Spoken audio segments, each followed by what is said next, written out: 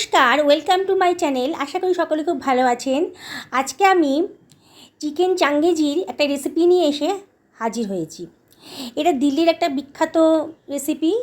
আমি এটা বাড়িতে ঘরোয়াভাবে বানিয়েছি। আপনারা রেসিপিটা শেষ পর্যন্ত দেখুন। ভালো লাগলে লাইক করবেন, কমেন্ট করে জানাবেন কেমন লাগলো। আমি খুব সোজা পদ্ধতিতে এটা বানিয়েছি, আর খেতে কিন্তু দারুণ অসাধারণ হয়েছে। আমি 1.5 কেজি মতো চিকেনের মধ্যে 3 টেবিল চামচ মতো টক দই দিয়ে দিলাম, আর দিয়ে দিলাম আধখানা মতো লেবুর রস, আর দিয়ে দিলাম প্রয়োজন মতো নুন, 1 টেবিল চামচ মতো হলুদের গুঁড়ো, 1 টেবিল চামচ মতো ধনের গুঁড়ো, আর 1 টেবিল চামচ মতো জিরের গুঁড়ো, আর দিয়ে দিলাম 1 টেবিল চামচ মতো কাশ্মীরি লঙ্কার গুঁড়ো, আর দিয়ে দিলাম 1 টেবিল চামচ মতো গরম মশলার গুঁড়ো, 1 টেবিল চামচ মতো আদা রসুনের পেস্ট দিয়ে দিলাম। এবারে আমি সব কিছু ভালো করে মাখিয়ে নিচ্ছি। একটু ভালো করে মাখিয়ে নিতে হবে মাংসের সাথে, যাতে মাংসের গায়ের মধ্যে মশলাগুলো ভালো করে ঢুকে যায়। একটু ঘষে ঘষে ভালো করে আমি মশলার সঙ্গে মাংসগুলোকে মাখিয়ে নিচ্ছি।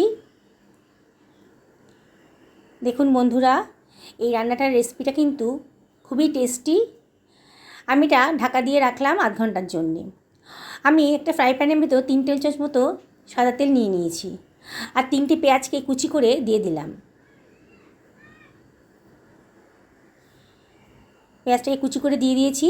এবার আমি পেঁয়াজটাকে একটু ফ্রাই করে নেব, যাতে পেঁয়াজে কাঁচা ভাবটা চলে যায়। এই জন্য ফ্লেমটাকে আমি হাইতেই রেখেছি, অনবরত নাড়ছি। দেখুন পেঁয়াজের কালারটা কিন্তু চেঞ্জ হয়ে গেছে, একটু গোল্ডেন ব্রাউনের মতো কালারটা এসে গেছে। এবার আমি এর মধ্যে দিয়ে দিচ্ছি খানিকটা কাজু। এবার সব কিছু আমি আবার ভালো করে মিশিয়ে নিয়ে আমি একটু ফ্রাই করে নিচ্ছি। অনবরত নাড়তে হবে, নাহলে কিন্তু ধরে যেতে পারে। আমার কালারটা চেঞ্জ হয়ে গেছে, কাজু কালারও চেঞ্জ হয়ে গেছে। এবার আমি একটা মিক্সার গ্রাইন্ডারের ভেতর সমস্ত পেঁয়াজ আর কাজুটাকে নিয়ে নিলাম। সবগুলোকে নিয়ে নিচ্ছি, সমস্ত পরিমাণটাকে। এবার আমি একটা ফাইন পেস্ট বানিয়ে নেব, একটু গ্রাইন্ড করে নেব।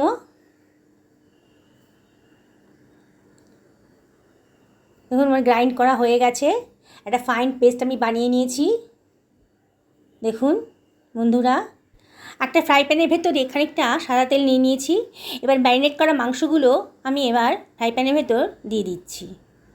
সবগুলো একসঙ্গে দেব না, কিছুটা কিছুটা করে দেব। দিয়ে আমি এবার মাংসের টুকরোগুলোকে একটু ফ্রাই করে নেব। দেখুন বন্ধুরা, আমি একসঙ্গে সবগুলো দিচ্ছি না, কিছুটা মাংস দিয়ে দিলাম। দিয়ে এবার আমি এপিট করে উল্টে পাল্টে দিচ্ছি। দেখুন মাংসের কালারটা কিন্তু চেঞ্জ হয়ে যাচ্ছে। আমার 80% মতো মাংস কুক হয়ে গেছে। আমি এবার মাংসগুলোকে অন্য একটা পাত্রে তুলে রাখছি।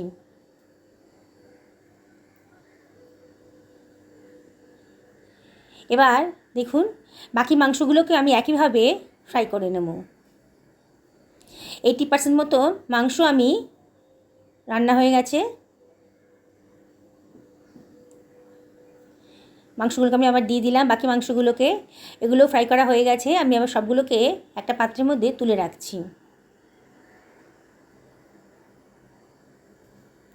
বন্ধুরা, আপনারা বাড়িতে রেসিপিটা ট্রাই করবেন, খুবই সুস্বাদু হয় এটা দিল্লির একটা ভীষণ বিখ্যাত রেসিপি। দেখুন আমার সমস্তগুলো ফ্রাই করা হয়ে গেছে। আমি এবার যে তেলটা ছিল ফ্রাই প্যানের ভেতর, তার মধ্যে দিয়ে দিয়েছি খানিকটা দারচিনির টুকরো, আর দিয়ে দিলাম 1/2 টেবিল চামচ মতো গোটা জিরে, আর দিয়ে দিচ্ছি 2 টেবিল চামচ মতো আদা রসুনের পেস্ট। সবগুলো দিয়ে আমি ভালো করে এবার মিশিয়ে নিচ্ছি এবং ফ্রাই করে নিচ্ছি। ফ্লেমটা হাইতেই রেখেছি। এবার আমি পেঁয়াজ আর কাজুর যে পেস্টটা বানিয়েছিলাম সেগুলো দিয়ে দিলাম। দিয়ে আবার আমি সব কিছু ভালো করে মিশিয়ে নিয়েছি এবং অনবরত নাড়ছি। এবার দিয়ে দিলাম 1 টেবিল চামচ মতো হলুদের গুঁড়ো, 1 টেবিল চামচ ধনের গুঁড়ো, আর 2 টেবিল চামচ মতো জিরের গুঁড়ো। এবারে আমি দিয়ে দিই 2 টেবিল চামচ মতো কাশ্মীরি লঙ্কার গুঁড়ো, দিয়ে দিলাম প্রয়োজন মতো নুন। আবার আমি সব কিছু ভালো করে মিশিয়ে নিলাম, নিয়ে অনবরত নাড়ছি। অনবরত নাড়তে হবে, নাহলে কিন্তু নিচটা ধরে যাবে। দেখুন আমার মশলার কালারটা কিন্তু চেঞ্জ হয়ে গেছে। এবার আমি দিয়ে দিচ্ছি 1 বাটি মতো দুধ। দুধটা দিয়ে আবার সব কিছু ভালো করে মিশিয়ে নিলাম, নিয়ে অনবরত নাড়ছি। আমি রান্নাটা পুরো দুধ দিয়েই করলাম। এইবারে আমি দিয়ে দিচ্ছি 1 টেবিল চামচ মতো দইটা একটু ফেটিয়ে নিয়ে দিয়ে দিলাম। দইয়ের পরিমাণটা একটু কমই রাখলাম, আগে আমি দই দিয়ে ম্যারিনেট করেছিলাম মাংসটাকে, সেই জন্য দইয়ের পরিমাণটা একটু কমই দিলাম। এবার দিয়ে দিচ্ছি 1/2 বাটি মতন টমেটো কেচাপ। এটা আপনারা বাড়িতে বানিয়ে নিতে পারেন, টমেটো পিউরি সেটা দিয়েও বানাতে পারেন। আমি রেডিমেড টমেটো কেচাপ দিয়েই বানালাম। এবার দিয়ে দিলাম 1 টেবিল চামচ মতো গাওয়া ঘি। এবার দিয়ে দিলাম খানিকটা কসুরি মেথি। কসুরি মেথি দিলে খুব সুঘ্রাণ একটা গন্ধ বেরোবে।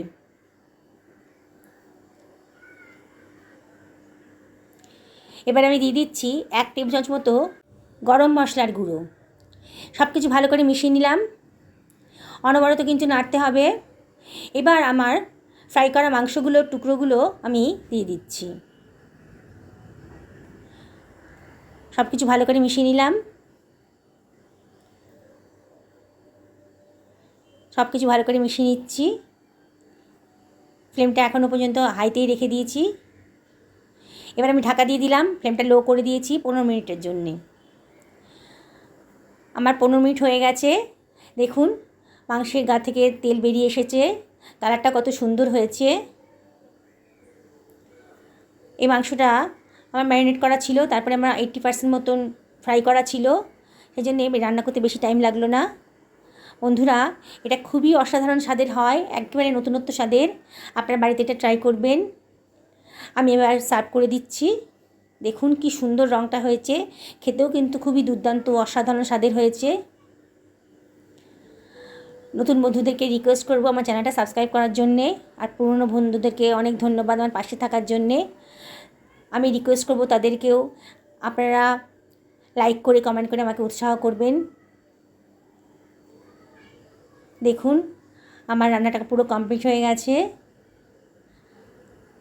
কি সুন্দর রং হয়েছে, আর মাংসও একেবারে সফট। বন্ধুরা, আজকে তাহলে এই পর্যন্তই থাক। আবার অন্য কোনো দিন হাজির হব অন্য কোনো রেসিপি নিয়ে। আপনারা সকালে ভালো থাকুন, নমস্কার নেবেন।